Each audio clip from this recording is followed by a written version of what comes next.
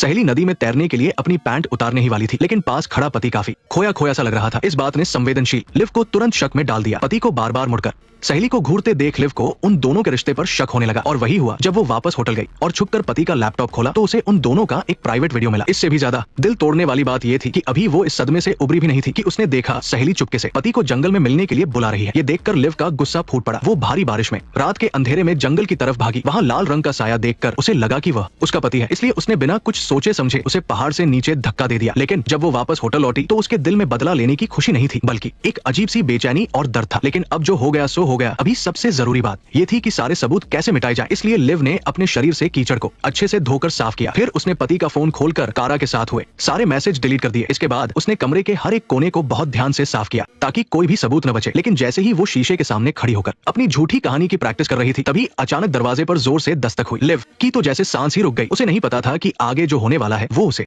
और भी ज्यादा डरा देगा। दरवाजा खोलने पर सामने वही पति खड़ा था जिसे उसने अभी अभी पहाड़ से नीचे गिराया था। लिव एकदम सुन पड़ गई। अगर पति जिंदा है तो उसने किसे मार दिया। उसे लगा कि शायद डर की वजह से उसे कोई भ्रम हो रहा है, इसलिए उसने कांपते हाथों से फिर से दरवाजा खोला। उसके पति के चेहरे पर बस हैंगओवर वाली सुस्ती थी। वो कहीं से भी पहाड़ से गिरा हुआ नहीं लग रहा था। ये देखकर लिव डर के मारे पीछे हट गई। एक खौफनाक ख्याल ने उसके होश उड़ा दिए। हाँ, उसने किसी गलत इंसान को मार दिया है। उसने जोर से दरवाजा बंद किया और उससे टिक कर खड़ी हो गई। उसका दिल इतनी जोर से धड़क रहा था मानो बाहर आ जाएगा। तभी बाहर से विल की माफी मांगती हुई आवाज आई। मुझे पता है कल रात में। लिव का पूरा शरीर ठंडा पड़ गया। उसने खुद को शांत किया और बाहर जाकर डरते डरते पति से पूछा कि कल रात वो कहाँ गया था। पता चला कि वो होटल से बाहर ही नहीं गया था। तो फिर कल रात जिसे उसने पहाड़ से धक्का दिया वो कौन था? इसका जवाब उसे तब मिला जब उसने कारा के बॉयफ्रेंड को परेशान होकर ये पूछते देखा कि क्या किसी ने कारा को देखा है। उसे तुरंत समझ आ गया कि कल रात जिसे उसने धक्का दिया था वो कारा थी। उसकी शादी तोड़ने वाली वो लड़की गलती से उसकी शिकार बन गई थी। कुछ ही देर बाद कारा के बॉयफ्रेंड ने उससे संपर्क न हो पाने पर पुलिस को बुला लिया। पुलिस ने तुरंत एक रेस्क्यू टीम बनाई और होटल के लोग भी उसे ढूंढने में मदद करने लगे। लिव और विल भी उनके साथ थे। बस लिव की नजरें जमीन पर ही कुछ ढूंढ रही थी। उसे इस बात से कोई फर्क नहीं पड़ता था कि कारा जिंदा है या नहीं। उसे बस उस नेकलेस की फिक्र थी जो विल ने उसे दिया था और कल रात धक्का देते वक्त गलती से वही गिर गया था। वो नेकलेस ही इस मर्डर को उससे जोड़ने वाला सबसे बड़ा सबूत था। किस्मत से एक पेड़ के नीचे आराम करते वक्त उसे वो चमकता हुआ नेकलेस विल के पैरों के पास गिरा हुआ दिखा। वो तुरंत नीचे बैठी और विल के मोचाए पैर की मालिश करने का नाटक करते हुए चुपके से उस नेकलेस को अपनी मुट्ठी में दबाकर अपनी जेब में रख लिया। उस ठंडे मेटल को छूते ही वो मन ही मन प्रार्थना करने लगी कि काश कारा हमेशा के लिए इन जंगलों में गायब हो जाए। लेकिन किस्मत को कुछ और ही मंजूर था। रेस्क्यू टीम ने खबर दी कि कारा मिल गई है। बस उसे काफी चोटें आई है और उसे नजदीक के अस्पताल ले जाया गया है। लिव का दिल जोर से बैठ गया।